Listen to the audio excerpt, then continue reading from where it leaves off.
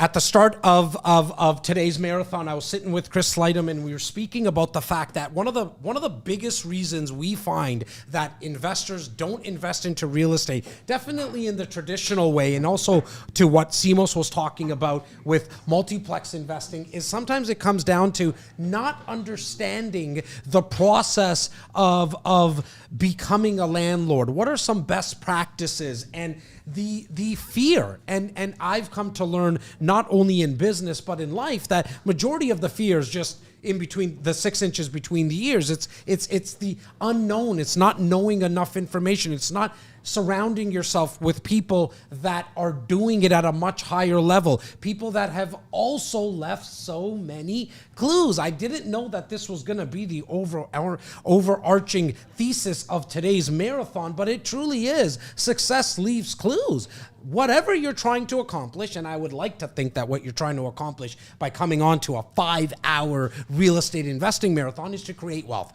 To create wealth, to probably help you get out of the rat race. And so that's why we say success leaves clues, because there's been people who have done it. And in the world of landlording and becoming a landlord and best practices, in our province for sure, I like to think in the world, but definitely in our province, there's no one who's doing it and who's involved at this type of level other than my next guest, Kayla. How you doing today?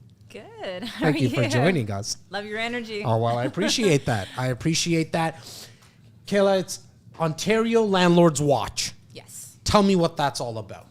That is a online Facebook group that got started back in 2010 when the city of Cambridge made landlords responsible for their tenants' delinquent utility bills. I was calling landlords on Kijiji saying, hey guys, like this is happening, get down to council, we have to fight against this.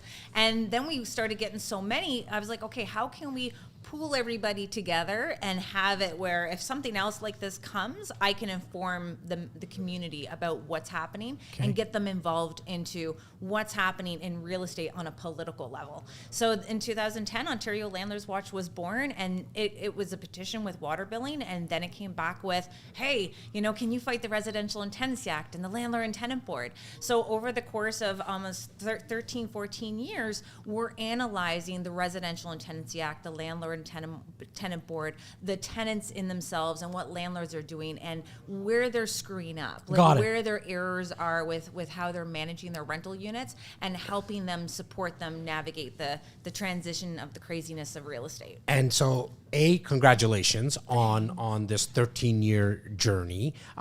B, you said it's a Facebook group, Ontario Landlords Watch? Yes, Ontario Landlords Watch members. Let's let's just find it somewhere on Facebook there, and put it in the chat group. And is it free for people to join? What's the process? Free for everyone to join. Just put it in that you heard us on REC Canada, so that we can get you in a lot quicker. A no-brainer to everybody. This is it, right, guys? You become who you surround yourself with, right? And so make sure that you surround yourself with people who are knowledgeable and they're positive and they're inspiring, because if you hang around with 5 of those people, there's a really good chance that you're going to become number 6. What I wanted to talk to you about, Kayla, was obviously in this 13-year journey, and probably even before, with you being a landlord and going through and just hearing the stories and watching. What are some best practices? Because a lot of my guys and gals that are watching right now, majority of them are already landlords. They've already taken the action, they've done it. I'm going to say as high as probably 90% of the people. 10% are still wanting to get into it. Like, what are some of the things that you're like, oh, if I just got to you maybe before you started renting out your property, these are the things I would tell you to do and watch for? Yeah, well, one, we want to make sure everyone's reading the Residential and Tenancy Act and the Landlord and Tenant Board. Okay, so hang on. Now, I envision that thing is huge and thick like that. Is that something to put you to sleep? It is a Bible. Okay, got it. It is a Bible. Okay. You got to put that everywhere. Like, whenever you're bored, just sit there. You have to just go over it. Now, again, what the RTA says and what the Landlord and Tenant Board does, now that's the different story. So now you have to dive yourself into the Landlord and Tenant Board, understanding their forms, how to fill them out properly, what error could happen on that form, which would result in your application being thrown out. And most importantly, the Landlord and Tenant Board hearings are online. You have to learn how these difficult situations that will come about in Right. your real estate career, how they're handled at that level. So when you say online, they're open to the public? Sorry to cut you off. Open to the public. Continue. Open to the public. But on the other side of it is that learning what the bad could be, now we have to learn how to prevent the bad. So Yes. getting yourself into that tenant screening. So this is going to be about what your unit looks like, appealing to the right type of tenant based on what you're putting into your rental unit. You're doing your credit check yourself. Never take a credit check from a tenant. The tenants are coming with their fraudulent activity of their work references, their credit checks. These are fraudulent. They're Photoshopped. And you literally took the words out of my mouth. Like, I got one of the best graphic designers on planet Earth, aka Don't say the name because then tenants will find them. And aka I'll just call him Biggs because that's what he likes to go by sometimes, and aka Big Mac, not because he likes Big Macs. And he is someone that could probably Photoshop a credit report. And I've been saying this since day one. Do not take anybody's credit report. Pull their own credit. What's the cost now for that? Like $29 or something like that? $9.99 with Front Lobby. $10. So frontlobby.com? Frontlobby.com. Okay, perfect. And awesome. you can also report the unpaid rent. Oh, I love that. Finally. No I think judgment, no consent needed Okay. to report a debt, but you do need their consent to report a good payment history to help them grow their credit. Guys, I'm in the business. I've never heard of Front Lobby, so that's awesome because I've been thinking about having some type of resource where us landlords can also mention and talk about some bad practices that tenants are doing. And then it should be vice versa as well. Tenants should have, I feel like tenants have that outlet where landlords don't. And this is not about. Put it in the ad. Put it in the rental ad. That Which is here, what? You have the first and last month's rent required. You Yeah. have your background check. And also we report rent payments monthly to Front Lobby, which gets shared to Landlord Credit Bureau and Equifax monthly. That is now going to start taking the people who are abusing the system and cut them in half at least when they're seeing what you have in your rental Is there a ad. cost for Front Lobby, just out of curiosity? There is a yearly membership, and you can report up to 20 current leases included within that membership. It's like $220, I Okay. believe it is. If you use the code OLW15, you get a $15 credit, Awesome. which can go towards a credit check from Front Lobby as well. And you can also do like the full background check that they also have offered. I cut you off and I apologize No, it's earlier okay. because It's I a want you to keep conversation. great. I want you to keep going down the path of what we should be doing as landlords ahead of time. So you said make sure that we actually pull the credit. What are some other things? You're pulling the credit when you're always want to visit the people in person. You never ever accept a tenant when they're just saying, I want to send my family members, or I'm away right now. Like, sorry, it's very important that you come. You're getting a feel of them. I tell my landlords, like, when a tenant comes in and passes in front of me to come into the rental unit, I will smell them. Might be a little creepy, but it's okay. It's a little creepy. Hey, if I'm going to let you stay here for a year, yeah, I get it. If Continue. you could ruin me for like $60,000, like I'm gonna smell you. I'm gonna walk you to your car. I want to see what your car looks like. I want to see what kind of people you're coming with. And if that tenant, and some people are thinking, well, that's a little crazy. You know what? If that tenant thinks it's crazy, forget it. Because I also think on the flip side, when the tenant's like, I don't give a crap, come take a look at my car, it's spotless. Yeah. You know what I mean? Then I know that our relationship can get to the next level. Well, so I don't go back on the creepy side of things. Yeah. I'm smelling them just because you have had that experience where people are walking in to see a rental unit and they just smell like they just smoked something in their car. Yep. And now I have to go as a landlord and say, are you going to grow it in my rental Got it. unit? You know, so that's the concept where you always got to look at the people and their personalities. You have to match them perfectly to the other residents that are in the rental unit as So well, true. because you're going to deal with more difficult situations happening because you're putting the wrong puzzle piece in that puzzle. And that's where you can cause a lot of conflict. I do a lot of checks, for example, on social as well, just to get a feel for a person, right? Zoom Like, up on the coffee tables. damn, girl, I'm so glad I got you today because I've never done that. What I do, and I think that's a great point because you can kind of get an idea of the person again. But I like to check socials, for example, to see if they tell me they don't have pets. Not that I can not have a tenant that doesn't have a pet, but at least at bare minimum, I can say, well, now I know that you have pets because you have 57 pictures of pets on your social media, right? So what are some other things that people can do proactively? Well, and that's the part where you also have to call their work. So right now, we've come into situations where the tenants have created a whole website branding this business that they work at. So you really have to find the ins and outs. But looking at that person's Equifax long form credit check, you're going to start to put those puzzle pieces together. And when you're on site with them, asking them the type of questions, and then you pull the credit, you now have to take what your questions were to them and line it up. Was there any inefficiencies with what they were telling me just based on their last address? And now on Equifax, it's not coming up as their last address. Why? What happened there? Asking the tenants, why are they moving? So that's the first question, like, why are you guys moving? And number one right now, ever since COVID, is the landlord selling the place. And that seems to be the going trend. Well, if that's the case, you have to reach out to a realtor and check, is that landlord that they're telling you actually owns that rental property? There's a lot of different tricks in the trade that you have to do, but go based on the concept that when someone is very needy and very pushy with it, they're wanting to move in right away, they're offering more, they're offering to do work on the rental property, they're offering to paint it.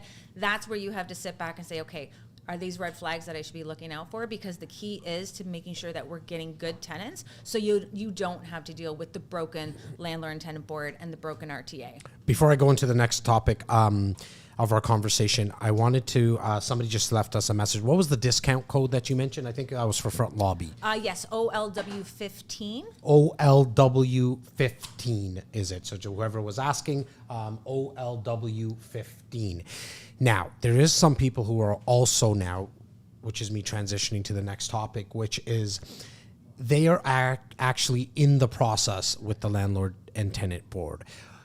Is there, what have you seen to maybe help speed up the process? Because from a landlord's perspective, you get caught up in that. It takes a long time. Is there anything that you've come across that can hopefully help speed up that process? Hopefully you don't have to get into it, but it sucks the life out of you. It definitely does. And that is what I'm trying to save some landlords with by the education and giving them that information so that they can feel confident. So when there is a situation happening. Now, based on the situation at the board, what is it? Is it non-payment of rent? Is the tenant ruining the enjoyment of others? Is there safety issues? Is there damage that is happening? That's when we're going to know which cards to play. So usually when landlords will call me, because through our group, I do whatever I can to answer as many phone calls as I can. You're awesome. Telling me what their situation is. Now, is there an option for them? Are they wanting to move into the rental property? Is the tenant not moving out? Is there a way to get that expedited? Well, based on your situation and writing to the landlord and tenant board as a request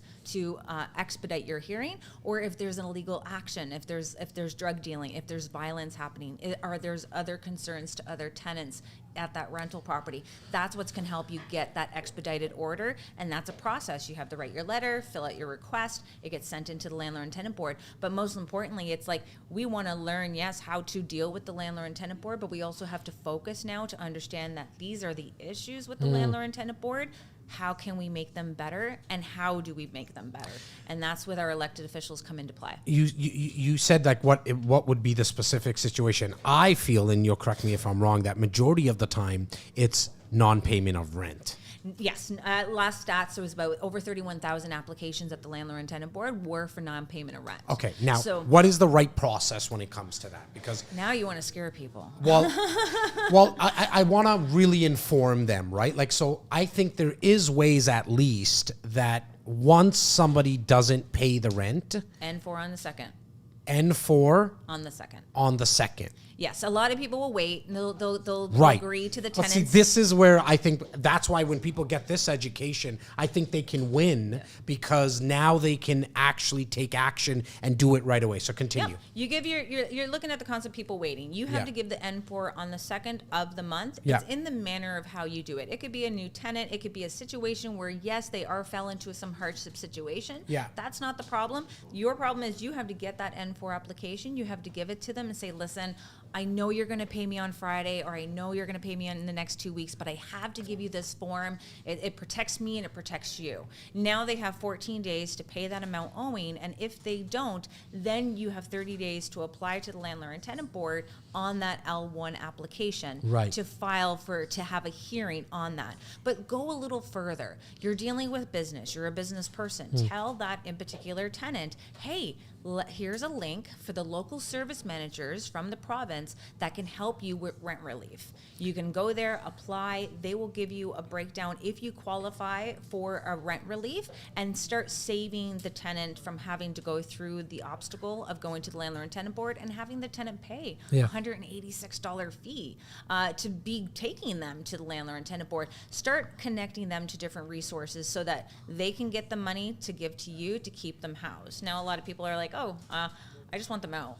Yeah. Then you weather the storm. Yeah, but now, I mean, if a tenant doesn't pay for 1 month, I mean, I get, like, yes, serve the form. That's definitely what you need to do. But I've, in my experience for my personal properties, as well as now we're probably a little north of 2,000 units and properties that we've helped our clients rent out, or we're just part of that conversation or process. And I can tell you, I can count on probably like 2 hands in all the years about like massive horror stories. And I also want to speak about the non-payment for a second, because I feel like majority of the time it's like, I just forgot to pay, or I had a bad month, or hence why I tell investors as well, when you're going into the world of investing into real estate and you're going to have tenants, you got to have some like a slush fund to put away, because the bank doesn't give a crap that the tenant forgot to pay you. Yeah. They're going to take their mortgage payment. If it's condo, the condo fees are the property tax, all that. And so make sure that you have some type of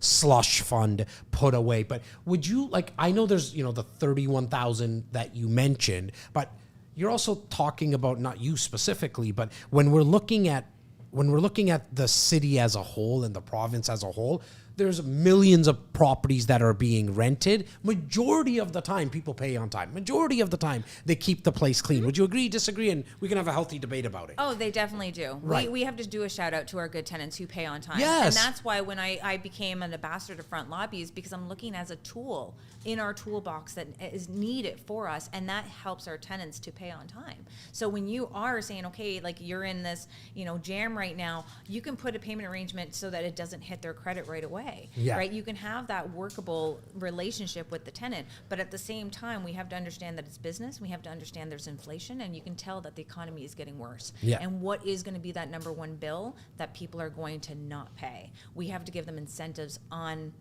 what to it should be Netflix to benefit. Yes. And Disney. Yeah, I know. Right. In terms of, I want to go to the Facebook group now and Ontario Landlord Watch as a whole. What other resources are available to like some of my guys and gals there that they can get access to? Everyone. You have your landlords, your property managers, real estate agents, and paralegals. We even have some elected officials in there. We don't even there was a mayor in there. Okay, cool. She was looking for some advice, but All I didn't right. know she was the mayor. Okay.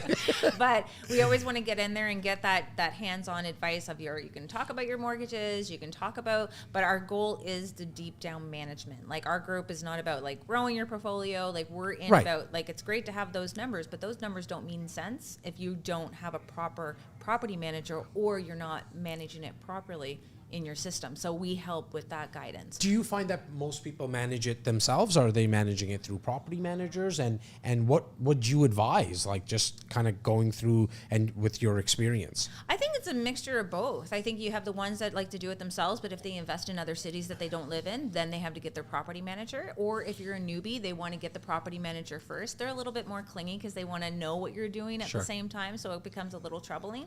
But our landlords, in looking at what our economy is doing now, we have to start pooling our efforts as the private housing sector and start working with, yes, these are the rules. Yes, these are the cards that we're being played with right now, but we can actually change those cards if we get more people involved in the political landscape. Has there been any like massive changes of recent to the act? Like how long has this been in place for? Well, you have different things that were a little bit of tidbits. Like one, it's like we were advocating to take it from an in-person hearing to go online. Okay. Just because there was a lot of hearings that were delayed because the tenants were saying that they missed the bus, they didn't have childcare, Sure. that got adjourned. So now we went online to see if we can do it a little bit quicker. Then we have the rent rate. So let's say as a landlord before, you would increase your rate beyond what the government allowed you to do. And if the tenant found out about it, you actually had to give that money back to the tenant. They've now made changes where if the tenant is making that payment on time in full for 12 months, that becomes the lawful rent. Okay. So we're like, okay, you're just making us look a little shadier if we try to, put in an extra $10 and hopefully. And most tenants are not even going to know about what the increase guidelines are. Like, I've come across a lot of tenants that they didn't even know that you can only increase it by a certain amount. Obviously, if it's a new build after November 2018, you can increase it to whatever you'd like. That's under attack right now. Sorry? That's under attack right now. Is that from tenants? Is that? Yeah, we have it started off with tenant unions are getting tenants in buildings with the AGI, so above the guideline rent increases that the bigger landlords are doing, and they decided to try to do a rent strike. Right. So now they're convincing people to stop paying their rent, which there's nothing in the RTA stating that you cannot pay your rent. Right. So their application got expedited because it became very public that the tenants were not paying rent. So we also like to look like tenants. Don't be listening to these tenant unions. They're putting you down a very dangerous path here. Right. You have what is considered affordable units. Let's keep it that way. Make sure you're paying your rent on time. Look, and I think sometimes tenants just don't understand that and I speak from both perspectives. Like, I think we need more housing affordability, but as a landlord, not myself, but just in general, these mom and pop investors who are landlords, they're also providing the housing. We're needed. Right? And so I think we need to educate both sides of the fence. But with tenants, I think sometimes they forget to realize that if they don't pay their rent, that is going to hit their credit. And at some point, if they want to go buy a property and the mortgage guy, Chris, pulls your credit and he says, we can't help you because of your credit, because of this credit line that's an R9 or whatever it may be, that's actually going to affect them in the future. Oh, not even just for the buying, just for the renting. I rented out a unit, it was $1,800 plus utilities, and I had 118 inquiries in 24 hours. Wow. And these people are coming with serious salaries, like $80,000 each salaries. So and that's in KWC area. So we're starting to see there is an influx. We're always going to have that need. We know what's happening from our students. People are switching over to student housing. They're going into short-term housing just because a lot of the rules and regulations in long-term housing are very unfair, but you just need to learn what those unfair rules are and learn how to pivot within that system. Yeah, I love that you said that, right? Like, there's nothing wrong with what the rules are, in my opinion, changing some of the rules, but for now, know what the rules are and play within them. Right? And I call for a reform of the landlord and tenant board. That is, I don't even think anything can happen. You need to fix that one. Yeah, and I'm glad for someone like yourself, right? That's actually doing this in terms of cities within because you spoke about the Kitchener-Waterloo area. Do you see a lot of differences within the cities of the province of Ontario? Is there major differences between Kitchener-Waterloo in Toronto or Mississauga and Hamilton or Brampton or whatever? You're always going to see that from the schools, looking around the schoolings in the areas and understanding what is going to be a more high trafficked area for students, or you're going to be in an area where it doesn't have a lot of students, but you're going to have people who are on fixed income that is coming to rent out those units. That's a key part where people see a deal, but you got to see what the renting pool is going to be. For sure. And with knowing who's on OW and ODSP, they don't make a lot with income to cover shelter on there. So now that might have to result in two people on ODSP in order to qualify for that rental unit, not just picking one, right? So that's where a lot of, some of the landlords get themselves into some hot water because they have it up for so long, and then they start having to just pick anybody. And it's best to leave the unit empty for a month or two in order to get the right type of tenant in there. Well, look, I think from even a more macro level, as an investor, I always want to speak about making sure that the location is right. And for me, it's not only close to transit. I mean, that stuff is very important, but it's also the type of tenant that you're going to get, right? And so for everybody who's watching, head over to Facebook right now. I'm not sure if we put in the link. Don't leave the marathon. All you do is open up another browser just really quickly. I'm not that techie either, but open up another browser and go to Facebook and go to Ontario Landlords with an S? Members, yeah. Members, okay. And then all you got to do is click join to join the community. Make sure you say hi to Kayla and that you came from the Real Estate Investing Marathon. Kayla, thank you so much for your time today. Thank you. I really appreciate Great it. job You came doing in this. person. Well, thank you. Thank you. I'm just going to keep going. In Can't fact, wait for the next one. well, you're going to love it. We're going to try to do this every single year.